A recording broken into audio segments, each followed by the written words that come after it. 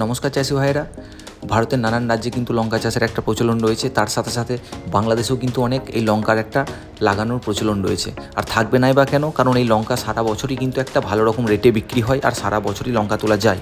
কিন্তু এই লঙ্কা চাষ করতে গেলে চাষিদেরকে প্রচুর একটা সমস্যার সম্মুখীন হতে হয়, সেটা হচ্ছে কিন্তু পাতা কোঁকড়ানো বা লিফ কার্লেল যে ভাইরাস বলা হয় বা থ্রিপস যেটা বলা হয়।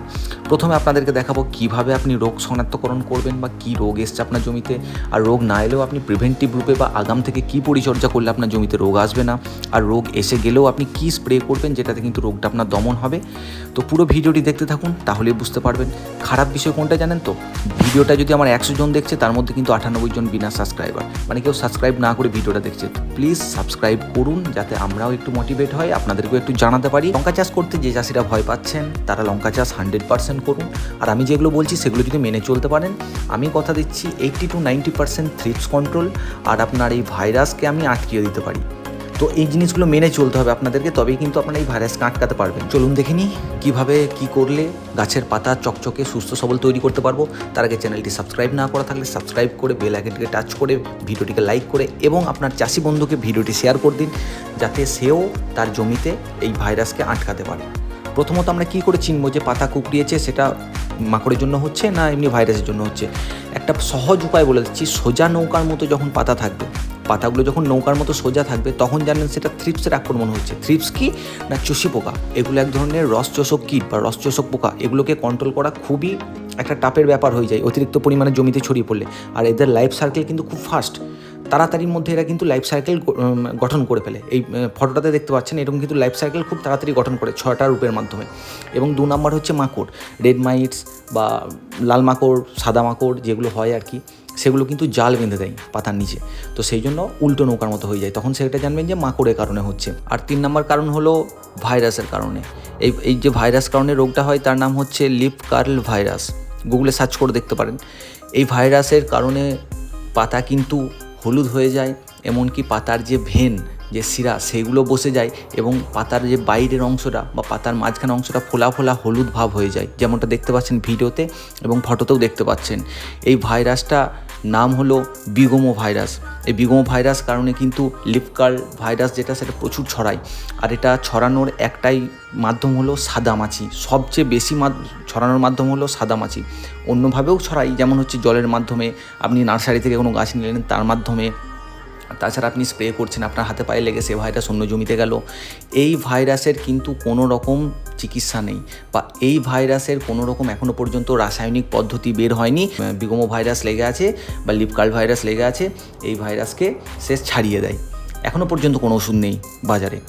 তো লক্ষ্য রাখতে হবে যে ভাইরাস এই গাছের মধ্যে আছে, আপনি সঙ্গে সঙ্গে যতটা পারবেন সেই গাছকে তুলে ফেলে দিন এবং গাছটাকে পারলে জ্বালিয়ে দিন অনেক দূরে গিয়ে, যেন এই জমিতে সেরকম গাছ না থাকে। আর আমি আগেই বলেছি, প্রত্যেকটা ভিডিওতেও বলি, গাছের কিন্তু সবচেয়ে বড় শত্রু হলো সাদামাছি। সাদামাছি যদি আপনি কন্ট্রোল করে রাখতে পারেন, গাছের মধ্যে 50% রোগ এমনিতেই হওয়া বন্ধ হয়ে যাবে। আপনাকে এক্সট্রা করে কিছু আর স্প্রে করতে হবে না। সাদামাছির কারণেই কিন্তু বেশিরভাগ রোগ আমরা জমিতে দেখতে পাই। এতক্ষণ পর্যন্ত আমরা চিনলাম কি রোগ হলে গাছের মধ্যে পাতা কুকড়ায় বা হলদে ভাব আসে। এবার জানবো কি স্প্রে করলে বা কি জিনিস আমরা করব যার জন্য কিন্তু পাতা আবার খুলবে বা পাতা চওড়া ভাব থাকবে, এমনকি পাতা কুকড়াবে না। আগাম প্রিভেন্টিভ কী পরিচর্যা আমরা করব। তার আগে ভিডিওটিকে লাইক করে সাবস্ক্রাইব করুন এবং এই ভিডিওটি শেয়ার করুন সেই চাষি বন্ধুকে যারা কিন্তু লঙ্কা চাষ করতে ভয় পাচ্ছে। প্রথমত আমরা চষি পোকা বা থ্রিপস বা রসচোষক কীট কীভাবে কন্ট্রোল করব, আমি কিছু টেকনিক্যাল মলিকিউলের নাম বলছি। এগুলো কিন্তু দোকানে গিয়ে জিজ্ঞেস করলেই সেরকম মলিকিউলের প্রোডাক্ট আপনাদেরকে বার করে দেবে। কম দামে ব্যবহার করবেন, দামি ব্যবহার করার প্রথম থেকে কোনো দরকার নেই। প্রথমত বলি টাইফেন্ডিউথন, স্পিনোস্যান্ট, ইমিডাক্লোরোপাইড, অ্যাসিটামাপ্রিড, ফিলফ্রোনিল, এই সকল টেকনিক্যালের যে কোনো ঔষধ আপনি প্রথম পর্যায়ে ব্যবহার করতে পারেন। মানে আমার কথা বলার একটাই উদ্দেশ্য, যে কোনো সিঙ্গেল টেকনিক্যাল প্রথম পর্যায়ে যদি চষি পোকা বা চোষক কীট বা চিরুনি পোকা যেটাই বলেন, এটাকে প্রথমবারে কন্ট্রোল করার জন্য আপনারা সিঙ্গেল টেকনিক্যাল যে কোনো ইউজ করতে পারেন। এবং যদি মনে হয় আপনার জমিতে কিন্তু প্রচুর চলে এসছে, অলরেডি প্রচুর হয়ে গেছে, তখন আপনারা ডবল টেকনিক্যালের দিকে যেতে পারেন। যেমন আদামা কোম্পানির ট্রাসিড, ঘাটদা কোম্পানির পুলিশ এবং বায়ার কোম্পানির অ্যাডমায়ারের সাথে জাম্প এবং কনফিডারের সাথে ডেলিগেট, এই সকল জিনিস মিশিয়ে বারবার 1 সপ্তাহ পর যদি স্প্রে করতে পারেন, তাহলে কিন্তু গাছের মধ্যে পাতা কুকড়ানো বা থ্রিপস রোগটা কিন্তু একদমই কমে যাবে অনেক। এবং লাল মাকড়, সাদা মাকড়, হলুদ মাকড়, যেই মাকড়ই হোক না কেন এক্সট্রা কোনো স্প্রে করার দরকার নেই। এগুলো স্প্রে করলেই কিন্তু মাকড় অনেকটা চলে যাবে। মাথায় রাখবেন, যদি গ্রীষ্মকাল হয় সকাল 6টা থেকে 10টার মধ্যে স্প্রে করবেন বা বিকাল 4টা থেকে 6টার মধ্যে স্প্রে করবেন। যদি শীতের সময় হয় আপনি কিন্তু সকাল 9টার পর যখন খুশি স্প্রে করতে পারেন। যদি বর্ষাকাল হয় আপনি স্প্রে করবেন, মাথায় রাখবেন যেন 3 ঘন্টা অ্যাটলিস্ট ভেজে গাছের মধ্যে রাখে এবং আঠা দিয়ে স্প্রে করবেন। এক্সট্রা কোনো কিছু স্প্রে করার দরকার নেই, মাকড় এমনিতেই এগুলো করলে কমে যাবে। এগুলো তো না হয় আমরা কন্ট্রোল করে নিলাম, কিন্তু মূল সমস্যা হলো তো লিফ কার্ল ভাইরাস, মানে পাতা শুকিয়ে যাওয়া বা পাতা কুঁকড়ে যাওয়া, যেটা বলা হয় আপনার ভাইরাসের কারণে হচ্ছে। আমি প্রথমেই বললাম কি দেখলে আপনি বুঝতে পারবেন। তো তার কারণে প্রথমত গাছকে আপনি যতটা পারবেন দূরে ফেলে দিন, পুড়িয়ে দিন, আগেই বললাম।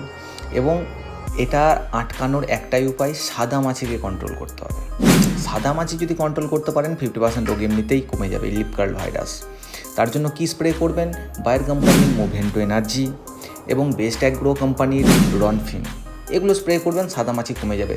বা বায়ার কোম্পানির সোলেমন, এগুলো স্প্রে করলেও, বাকি তো সামনে ওষুধগুলো দিচ্ছেনই যেগুলো আমি নাম বলে গেলাম থ্রিপসের জন্য, কন্ট্রোল করার জন্য, তো সেগুলো দিলেও কিন্তু সাদা মাছির উপরে একটা প্রভাব পড়বে। তার সাথে পরিবেশ দূষণমুক্ত একটা স্প্রে বলে যায়, তামাক পাতা 24 ঘন্টা জলে ভিজিয়ে রাখবেন এবং তার সাথে নিম তেল 3000 ppm একসাথে মিশিয়ে 5 দিন থেকে 7 দিন ছাড়া ছাড়া স্প্রে করবেন। যদি আপনার জমিতে মাকড় বা থ্রিপসের উৎপাত বেশি দেখা যায়, না হলে আপনি 12 দিন থেকে 13 দিন অন্তর একবার স্প্রে করলেই হয়ে যায়। এগুলো কিন্তু বায়ো স্প্রে বলে গেলাম। আর বায়ো স্প্রে যতটা জমিতে করবেন তত কিন্তু গাছ তার নিজের কোষ প্রাচীর বা গাছের সালোক সংশ্লেষ বা গাছের নানা রকম খাদ্য তালিকার নিজের পুষ্টিরস শোষণ করতে আরও সুবিধা হবে বায়ো স্প্রেতে। এবং কেমিক্যাল স্প্রেতে কী হয়, গাছের মধ্যে একটা আলাদা সাইড এফেক্ট শুরু হয়ে যায়, সেই জন্য কিন্তু ফুল ড্রপিং বা ফ্লাওয়ার ড্রপিং, ফল পচা, নানা রকম রোগ সৃষ্টি হয়ে যায়। তাই বলি বায়ো স্প্রে আগে প্রথমে করবেন এবং তারপরে আপনারা কেমিক্যালে যান। এবার জানবো প্রিভেন্টিভ পরিচর্যা কী করলে যেন আমাদের এই ভাইরাস গঠিত রোগ জমিতে না আসে, বা একটা এলেও যেন আরেকটা গাছে আক্রমণ করতে আমার না পারে। তো তার জন্য কি করব, প্রথমেই আমরা যখন গাছে চাপান দেবো তখন কিন্তু boron, calcium, magnesium sulphate, zinc, এগুলো কিন্তু সবসময় মিশিয়ে চাপান দেবো। বিঘাপতি ডোজটা আমি এখানে জানালাম না, অনেক বড় হয়ে যাবে ভিডিও, আপনি দোকানে গিয়ে একটু জেনে নেবেন যে দোকানে নেবেন। এগুলো কিন্তু গাছের পরিচর্যার দ্বিতীয় ধাপ। প্রাইমারি এনপিকে বা প্রাথমিক পরিচর্যার ক্ষেত্রে কিন্তু দেওয়া যায় এনপিকে, নাইট্রোজেন, ফসফেট এবং পটাশ। এবং সেকেন্ডারি পরিচর্যার দিক থেকে কিন্তু এইগুলো আপনাকে দিতেই হবে, যেগুলো আমি নাম বললাম, boron, calcium, magnesium sulphate, zinc, এই সকল জিনিসগুলো দিলে গাছের মাটির থেকে বা জমির তলার থেকে কিন্তু গাছ একটা আলাদা ঊর্জা পায়, বা গাছের পাতাগুলো আলাদা একটা চওড়া ভাব থাকে, ঘন থাকে, কালো থাকে। এবং গাছের ওপর দিক থেকে স্প্রে যদি ধরতে চাই আমরা 0050 করতে পারি, বর্ষাকালের সময়ে বেশি যেটা কার্যকরী। এবং তাছাড়াও 13-0-45 হতে পারে, 12-0-61 হতে পারে, 20-20-20 হতে পারে, 19-19-19, এগুলো কিন্তু সব গাছের ওপর থেকে স্প্রে করার এনপিকে, ঠিক আছে। এবং প্রত্যেকবার মাথায় রাখবেন 2-1 মাল ছেড়ার পর আপনারা কিন্তু অবশ্যই একটা করে পিজিআর দেবেন। পিজিআরের মধ্যে রয়েছে যেমন অ্যাডিস কোম্পানির মোভোমিন, পিআই কোম্পানি বায়োভিটা এক্স, এগুলো স্প্রে করতে হবে, কিন্তু আপনাকে 2-1 মাল তোলার পর স্প্রে করলে গাছ কিন্তু আলাদা একটা ইমিউনিটির সঙ্গে বাড়বে বা ইমিউনিটির সঙ্গে ডগ ছাড়বে। আর ইমিউনিটি যদি গাছের মধ্যে থাকে বা অভ্যন্তরীণ ক্ষমতা যদি গাছের মধ্যে একটা দেখা যায়, তাহলে কিন্তু গাছের এই ব্যাকটেরিয়া বা ভাইরাস গঠিত রোগ কিন্তু চট করে অ্যাটাক করতে পারবে না।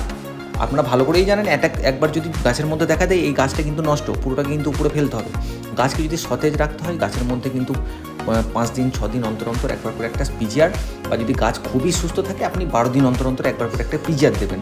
এবং তার সাথে সাথে এই মাইক্রোনিউট্রিয়েন্টগুলো জমির মাটির তলার সঙ্গে দিলে জমিতে যদি ভাইরাসও আসে সেই গাছটাকে তুলে ফেলে দেবেন, বাকি কিন্তু অন্য ভাইরাস আর অ্যাটাক করতে পারবে না। আশা করছি লঙ্কা চাষের ভয় একটু হলেও কেটেছে। অবশ্যই করুন লঙ্কা চাষে ভালো প্রফিট আছে। ভিডিওটি কে কোথা থেকে দেখছেন একটা কমেন্ট করে জানাবেন। কারোর যদি কোনো জমিতে কিছু সমস্যা থাকে কমেন্টে জানান, আমি তাদেরকে নিজে রিপ্লাই করব। এবং ভিডিওটি ভালো লাগলে একটা লাইক করে সাবস্ক্রাইব করে আমাদের সাথে থাকুন। দেখা হচ্ছে পরের কোনো আরও ভালো সুন্দর টপিক নিয়ে। ততদিন পর্যন্ত ভালো থাকবেন, সুস্থ থাকবেন।